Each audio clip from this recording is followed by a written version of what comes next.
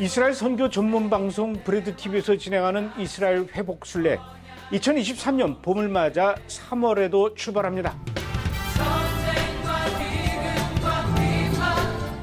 우선 2023년 3월 20일부터 28일까지 8박 9일간 진행하는 올리브 코스는 이미 마감이 되었고요. 3월 27일부터 4월 4일까지 진행하는 무화과 코스를 소개하겠습니다. 제가 그동안 회복 순례를 진행하면서 갔다 오신 분들에게 어떤 순간이 가장 은혜가 되었고 또 기억에 남습니까? 이렇게 질문을 했더니 많은 분들이 네기브 사막에서 맞이하는 밤하늘과 새벽 여명의 시간을 꼽았습니다. 그래서 이번 무화과 코스에서는 네기브 사막의 아름다운 숙소에서 이틀 밤을 보내며 그 옛날 아브라함과 이삭과 야곱이 광야에서 만난 하나님을 우리도 찬양과 기도를 통해 만나는 시간을 가지려고 합니다.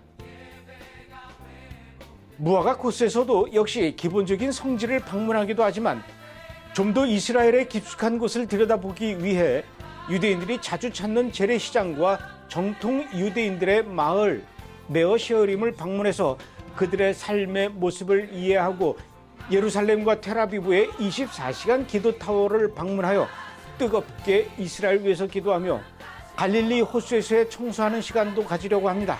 물론 메시아닉 주들을 만나기도 하죠.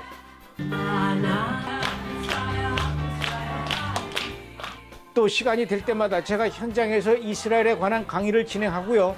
함께 기도하면서 뜨거운 감동과 은혜의 시간이 될 것입니다. 이번 무화과 코스는 대한항공 직항편으로 가기 때문에 중간에 갈아탈 염려 없이 제일 짧은 시간에 편하게 다녀올 예정입니다.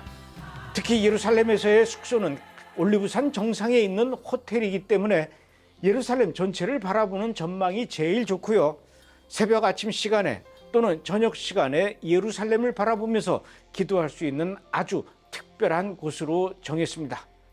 코로나19로 인해서 물론 우리도 많이 힘들었죠. 하지만 이스라엘의 메시아닉 주들도 역시 우리보다 훨씬 더 여러 가지 어려운 시간들을 보냈었습니다. 안 그러겠습니까? 더군다나 이스라엘로 찾아가서 찬양하고 기도하던 분들의 발걸음도 많이 끊겼었으니까요. 우리가 이번에 찾아가서 그들을 위로하고 격려하는 시간이 되기를 바랍니다. 그리고 그동안 멈춰졌던 예수와 하마시아를 찬양하는 찬양 소리와 기도 소리가 온 이스라엘 땅에 다시 울려 퍼지도록 우리가 가서 함께 외쳐줍시다.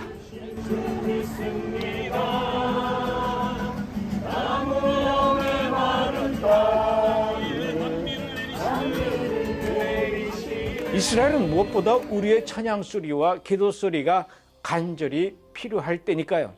여러분이 그 공간을 채워주셔야 합니다. 그리고 여러분을 기다리는 이스라엘의 문은 활짝 열려 있습니다. 저는 여러분께 정말 자신 있게 말씀드릴 수 있습니다. 여러분이 이스라엘에 직접 가서 그 땅을 밟아보고 그들을 만나보고 그 현장에서 기도하는 일들은 여러분의 신앙생활에서 가장 소중하고 의미 있는 시간들, 그리고 이 시간 하나님이 정말 기대하고 그리워하는 시간들이 될 것입니다. 그리고 그런 시간이 될 수 있도록 저와 브레드 TV는 최선을 다해서 준비하겠습니다. 무조건 이스라엘을 가는 것만이 중요한 것이 아닙니다. 가서 무엇을 보느냐, 누구를 만나느냐가 중요한 것이고, 그리고 더욱 중요한 것은 누구와 함께 가느냐가 중요하죠. 여러분, 저와 함께 이스라엘로 가시죠. 제가 여러분을 하나님께서 약속하신 땅 이스라엘로 안내하겠습니다. 그리고 또 한 가지, 이스라엘은 갈 수 있을 때 가야 합니다. 다음으로 미루면 또 언제 갈 수 있을지 모르니까요. 지금 브레드 TV 홈페이지에서 등록하십시오. 늦어지면 자리가 없을 수도 있습니다.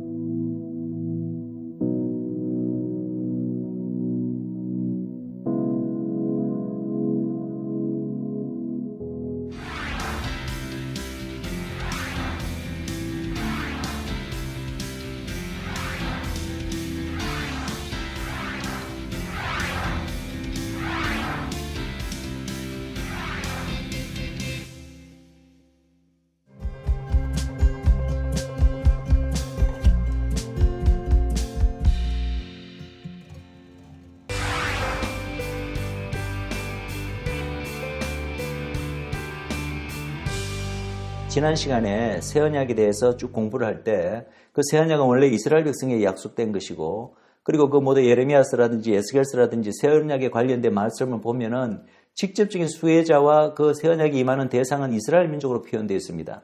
그리고 실제로 고토기한 이후에 일이 일어난다든지 뭐 여러 가지 그 상황이요, 이스라엘 민족에게는 그 모든 말씀을 그대로 적용시킬 수가 있는데, 그러나 이 새 언약이 우리 이제 열방에게, 우리 교회에게 이 새 언약이 적용될 때는 그 구약의 그 새 언약에 관한 예언의 말씀들이 문자 그대로 적용되지 않는 부분이 조금씩 있었어요. 그죠? 고토기한도 그렇고. 그 공통적으로 우리에게도 그대로 적용될 수 있는 부분이 우리가 나눈 게 있잖아요. 이스라엘이든 유대인들이든 우리에게든 공통적으로 바로 새 언약의 축복으로 우리에게 올 수 있는 것입니다.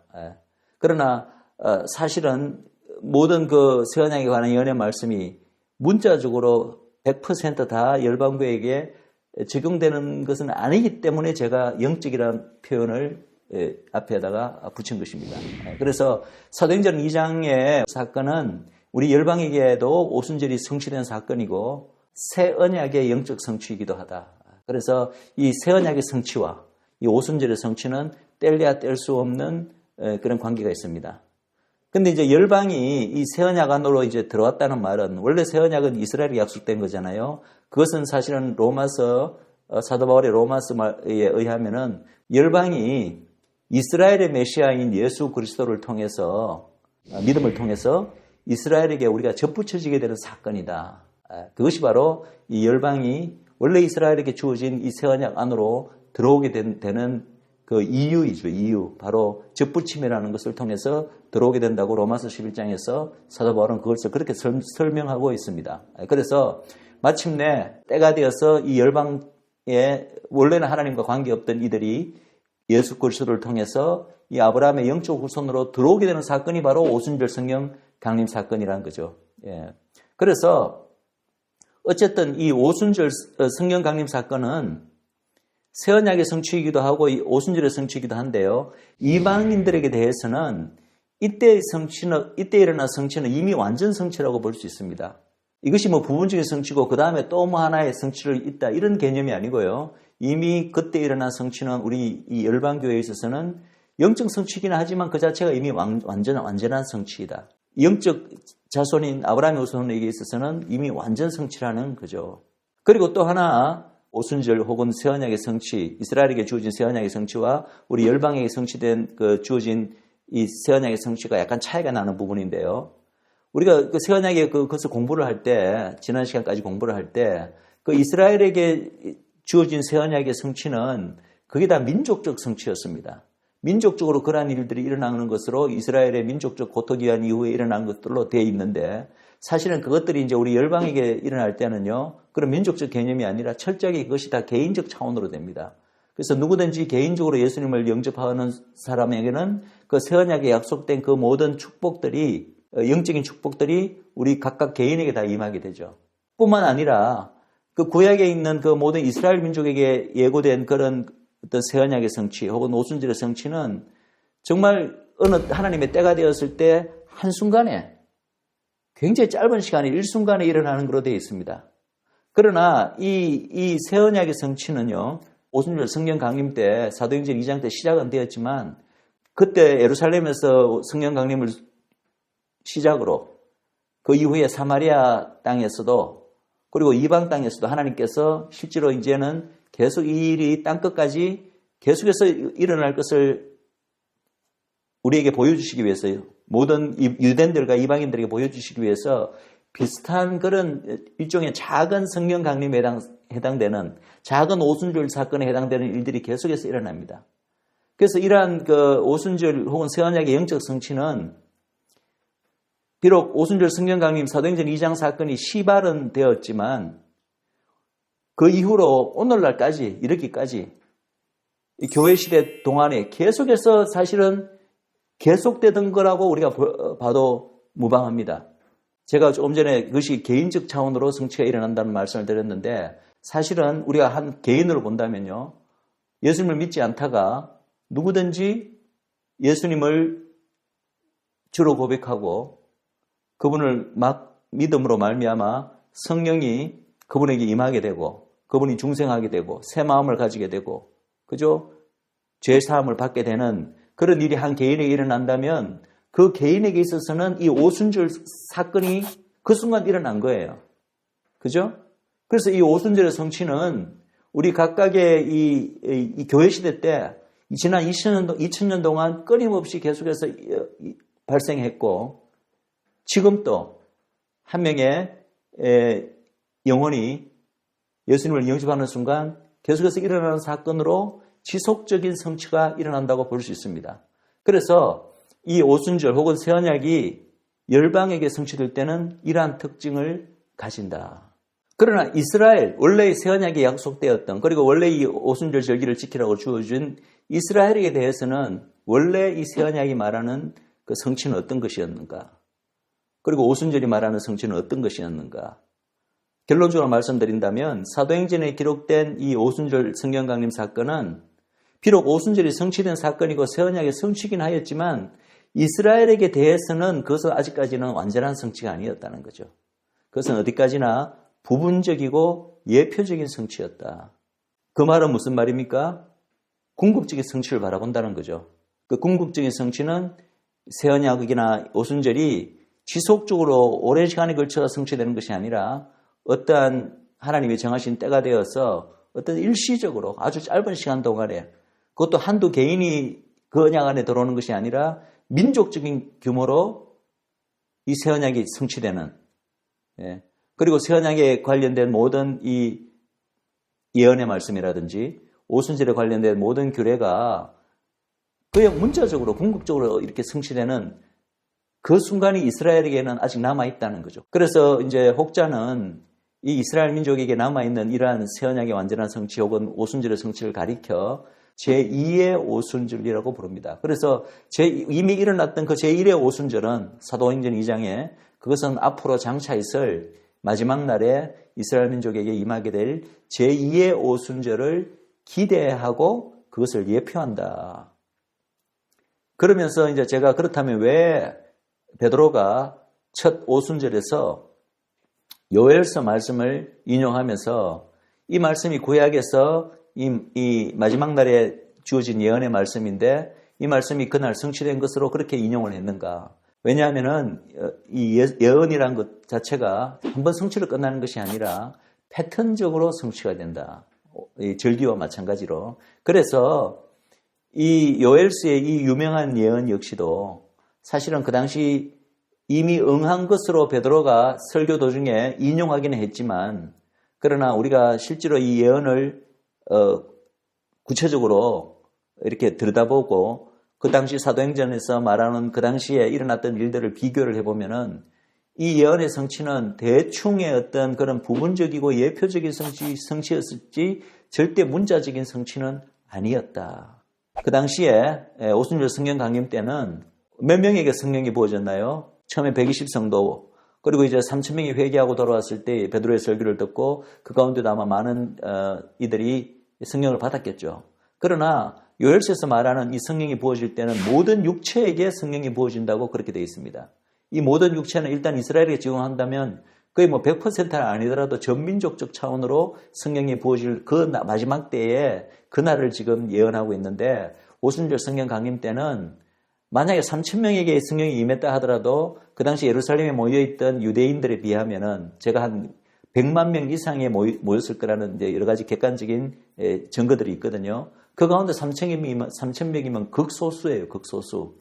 극소수의 유대인들에게 이 성령이 임한 사건이기 때문에 이 요엘서의 예언과 맞지 않다. 요엘서에서는 또 이렇게 될 때 어떻게 된다고 해요? 젊은이들은 환상을 보고 늙은이들은 꿈을 꾸고 자녀들은 예언한다고 되어 있는데 사도행전은 어떤 사건에도 이런 일이 일어났던 일은 없고 단지 방언하는 것만 기록되어 있죠.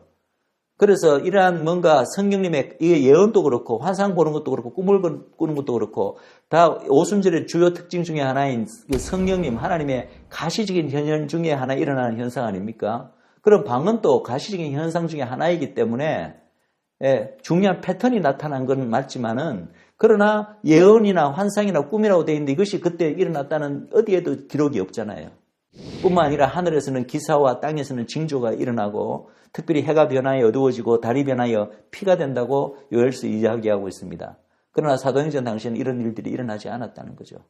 오히려 우리가 예언서 다른 다니엘서라든지 혹은 계시록을 보면은 정말 우리가 알고 있는 그 마지막 때에는 해가 총단같이 검어지고 달이 피같이 바뀌는 이런 일들이 실제로 일어날 것이라는 것이 여러 군데 예언되어 있거든요. 그래서 요엘서의 우리 앞뒤 맥락을 요 구절 말고 앞뒤 구절을 읽어봐도 명확하듯이 이것은 정말 신학적으로 그냥 초림을 마지막으로 본다 이런 차원이 아니라 정말 여호와의 그 날, 크고 두려운 날, 바로 마지막 심판이 있는 날, 그 바로 종말적 상황에서 주어진 말씀인데 바로 그것이 바로 이제 오순절의 궁극적인 성취가 일어날 때에 대한 예언의 말씀입니다.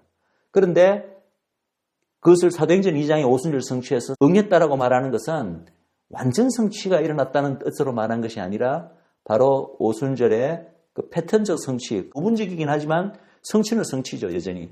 그래서 이 말을 인용했다고 해서 이 오열세 이 예언의 말이 오순절 날 사도행전에서 그냥 성취가 끝났다. 더 이상 이런 일은 앞으로 미래에는 발생하지 않는다. 이렇게 보는 것은 예언에 대해서 잘못된 이해를 하고 있는 것이라는 것을 말씀드리고 그리고 그것은 또 절기에 대해서도 잘못된 이해를 하고 있는 것이라고 말씀드리고 싶습니다.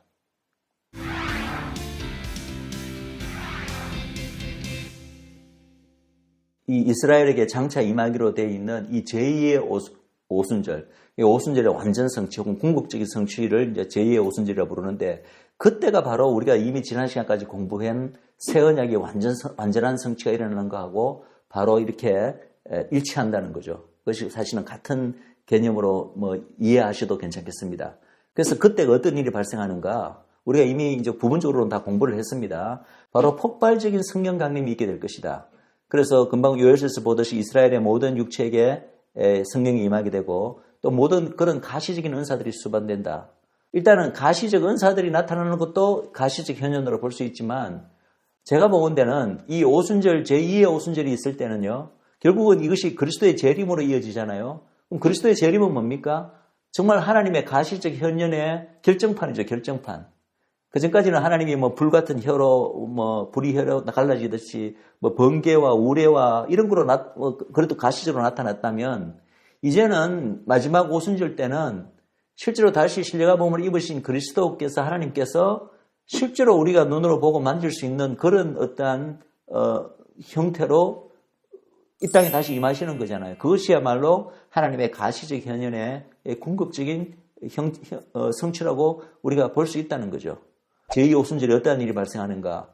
그것은 곧 이스라엘에게 새 언약이 완전 성취될 때인데 이스라엘에게 이 성령님이 폭포수같이 부어지면 민족적 영적 대각성, 즉 그리스도가 자기들이 찌른 이가 바로 그리스도인 것을 그들이 깨닫게 되고 민족적인 회심이 있게 되고 그 다음에 통곡하게 된다고 스가랴서 12장에서 이야기를 합니다. 그게 바로 이제 새 언약이 성취되는 건데 그 결과가 어떻게 되죠? 하나님의 법이 돌판이 아니라 이스라엘 민족이 받았던 돌판이 아니라 이스라엘 민족 전체에게 그들의 마음판에 새겨집니다. 물론 이 일은 오순절 지난 사도행전의 오순절 성령 강림 사건 이후로도 우리 열방에게는 개인적 차원에서는 이미 지난 2000년 동안 일어났습니다. 그러나 이 제2의 오순절에는 그 차이는 뭐냐 하면은 이제는 이스라엘 민족 전체에게 이런 일이 일어난다는 거죠. 그래서 이스라엘 민족 전체가 이 하나님의 법이 그들의 마음판에 새겨짐으로 말미암아 그들이 진정으로 하나님을 사랑하고 그분의 계명을 지킬 수 있는 그런 정말 진정한 하나님의 백성. 그래서 하나님이 그 백성을 나의 백성으로 부르고 하나님은 그들의 백성이 되는 에스겔서 36장 그리고 예레미야서 31장 우리가 새 언약에 대해서 공부할 때 봤던 그 일이 문자적으로 이스라엘 민족에게 그대로 일어난다는 것입니다. 그래서 이것이 바로 또 두 번째 특징이었습니다. 두 번째 특징이 뭐였죠? 오순절의 특징이 하나님의 법을 하나님의 백성들이 받는 것. 그죠? 근데 그것의 궁극적인 성취가 바로 이 새 언약이 완전히 성취될 때 일어나죠. 그리고 이제 세 번째 특징이 뭐였습니까? 첫 번째 혹은 두 번째 오순절에서도 우리가 똑같이 봤던 특징이 바로 이때가 이제 하나님과 하나님의 백성들이 어떤 언약을 매개로 정식으로 결혼 관계에 들어서서 하나님의 백성이 이제 정식으로 하나님의 언약 백성으로 출범하게 되죠. 그죠? 새 언약이 이스라엘에게 온전히 성취될 때 그때 이스라엘의 어떤 그 위치, 혹은 신분이 어떻게 되죠? 성경은 어떻게 이야기하냐 하면은 하나님께서 이사야서 61장 8절이라든지 에스겔서 16장 60절, 우리가 이미 앞에서 다 살펴본 구절입니다. 그때 보면 하나님께서 이때 비로소 이스라엘 민족과 새 언약으로 영영한 언약을 맺겠다. 이 영영한 언약은 바로 새 언약을 말합니다. 이 새 언약은 오순절 성령 강림 때부터 지난 2000년 전부터 벌써 열방교회에게는 개인적 차원으로 새 언약이 이미 시작되었습니다. 그러나 중요한 것은 이 이스라엘 민족에게 대해서는 지난 2000년 동안 이 새 언약이 약속은 되어 있었되 성취는 안 되고 있었다는 거죠. 이제 마지막 때 이 제2의 오순절 사건을 통하여 이스라엘 민족 전체에게 이 새 언약이 마침내 성취됨으로 말미암아 이스라엘 민족 전체가 이제는 새 언약의 백성으로서 한 민족 전체가 하나님과 영영한 언약을 맺고 하나님의 언약 백성으로서 이제 영원히 세워지게 된다는 거죠.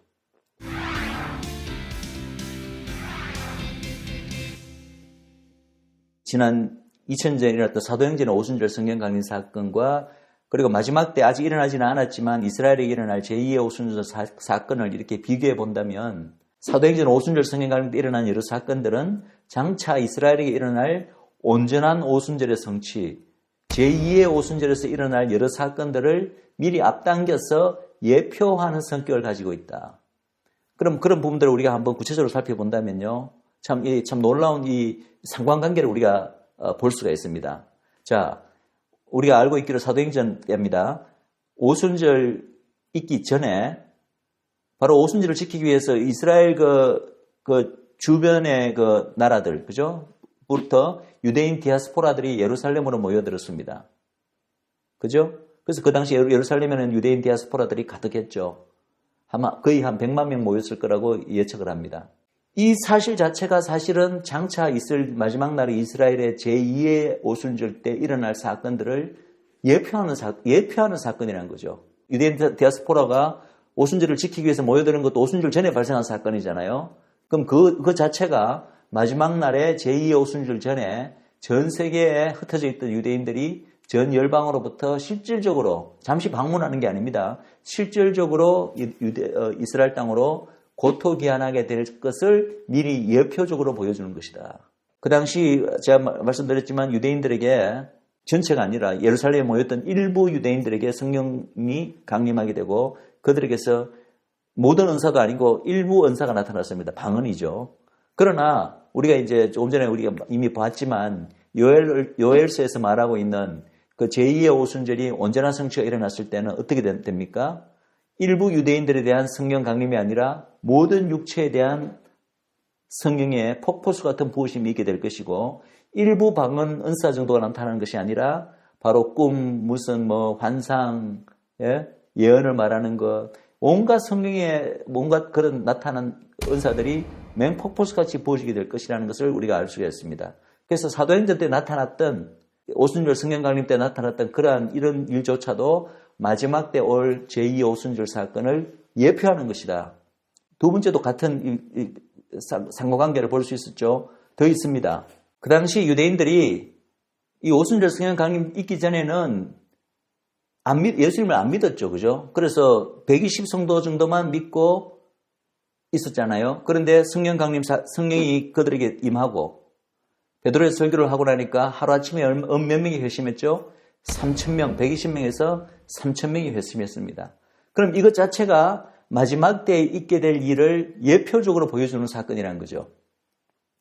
뭐의 예표입니까?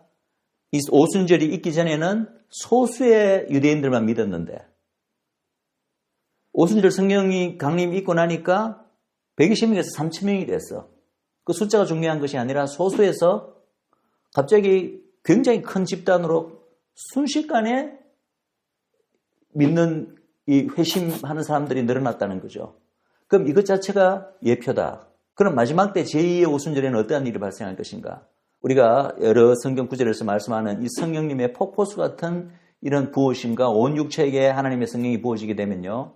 이제는 3,000명 정도가 아니라 바로 이스라엘 민족 전체에 회심이 있게 된다. 그래서 온 민족이 회심하고 통곡하고 그들이 찌른 일을 바라보는 역사가 일어난다는 거죠.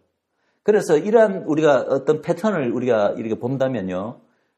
우리가 지금 복음을 전했을 때 유대인들이 잘 안 믿어요. 잘 안 믿고 여전히 예수 믿는 유대인들의 숫자가 소수입니다. 그거 가지고 우리가 낙담할 필요가 있을까요? 낙담할 필요가 없다는 거죠. 왜? 오순절 성령 강림이 있기만 한다면 바로 성령님의 역사로 폭발적으로 어느 한순간에 단시일 내에 예수 믿는 유대인들의 숫자가 폭발적으로 늘어난다는 거죠. 그것의 한 예를, 패턴을 이미 과거의 오순절 성령 강림에서 우리가 봤잖아요.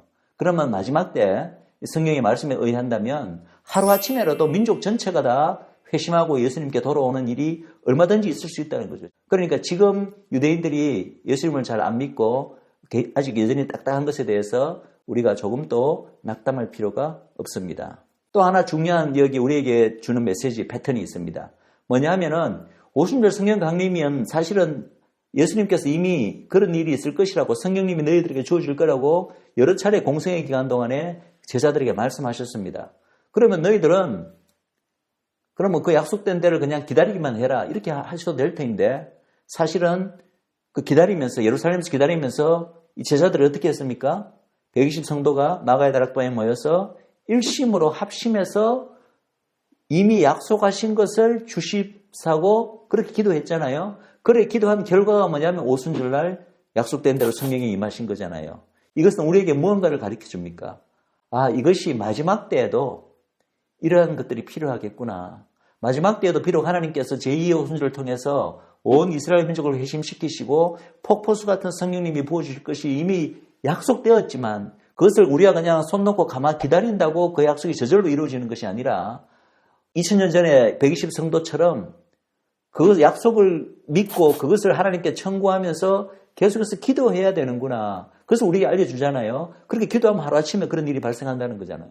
그런데 이제 패턴은 뭐냐면은 그때는 120 성도 정도가 기록했지만 마지막에 이 제2의 오순절로 이스라엘 민족 전체를 회심시키려면은 120 성도가 아니라 이번에는 어떻게 기도해야 되죠? 이번에는 온 열방교회가 깨어서 이스라엘 향하여 손을 뻗고 이스라엘에게 주신 하나님의 이 회복의 약속을 우리가 성경적으로 이미 알고 그것을 믿고 그것을 하나님께 청구하면서 합심기도로 올려야 된다는 거죠. 시편 116절 말씀에 하나님께서 모든 하나님의 자녀들에게 예루살렘의 평화를 위해서 기도하라는 명령을 주신 이유이고 또 이사야서 62장 6절 7절에 내가 예루살렘을 위한 파수꾼을 마지막 날에 세워서 그들로 종일 종야에 잠잠치 않게 하시게 만들겠다. 여호와로 하여금 이 예루살렘을 회복시킬 것을 기억하게 하고 그분으로 하여금 쉬지 못하게 하라. 이 열방의 파수꾼들의 사명을 명하신 이유가 바로 거기도 있고 예레미야서 31장 6절 7절에도 보면은 에브라임 산 위에 하나님께서 마지막 날 파수꾼을 세우시는데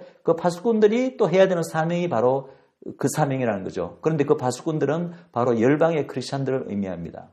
그래서 마지막 날 이 우리가 기다리고 있는 이 새 언약이 이스라엘에게 온전히 성취되고 오순절의 또 궁극적인 성취, 제2의 오순절의 성취가 일어나려면 이 초대교회 때 오순절 성령 강림 때 보여준 이 패턴을 따라서 혹은 교훈을 따라서 이제는 120 성도가 아니라 전 세계 모든 열방의 교회들이 이제는 이스라엘에 대해서 합심해서 이스라엘의 회복을 위하여 하나님께서 이미 약속하신 일을 이루어 주십사라고 외치는 그 파수꾼의 사명을 감당해야 된다는 거죠. 이것도 중요한 공통적인 패턴이죠. 한 가지가 더 있습니다. 자, 초대교회 때 오순절 성령 강림 사건으로 말미암아 어떤 일이 발생했습니까? 그전까지는 유대인들만 예수님을 따랐고 믿었잖아요. 그런데 마침내 오순절 성령 강림 사건으로 물론 처음에는 유대인 교회부터 먼저 예루살렘에 탄생했습니다. 그러나 그 결과가 어떻게 됐습니까? 유대인 사도들이 이방 교회를 개척해서 결국 이방인들 교회가 탄생하게 되고 그리고 초대에 탄생한 교회들은 교회 안에 뭐 유대인 교회, 이방 교회가 따로 있었던 것이 아니라 이방인들과 유대인들이 함께 한 예수 안에서 함께 공동체를 이루어서 참으로 아름다운 그런 믿음의 공동체를 이루었던 것을 우리가 알 수가 있습니다. 이것이 바로 오순절의 그 당시 결과였죠. 그럼 이것도 하나의 패턴이라는 겁니다. 이 패턴이 그러면 마지막 때 궁극적으로 어떻게 나타나는가? 마지막 때 궁극적인 오순절이 성취가 되고 나면요. 이제는 이스라엘 민족 전체가 회심하게 되죠. 뿐만 아니라 열방교회는 이미 지난 2000년간 이미 탄생해가 있었습니다.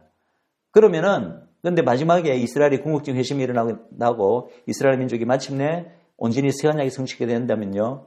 에베소서 2장에서 말하는 2장 15절에서 말하는 이스라엘과 열방교회가 이제는 한 세 사람을 이루어서 정말 하나님의 언약의 공동체, 언약의 공동 파트너로서 함께 하나님 나라에 참여하게 된다는 거죠.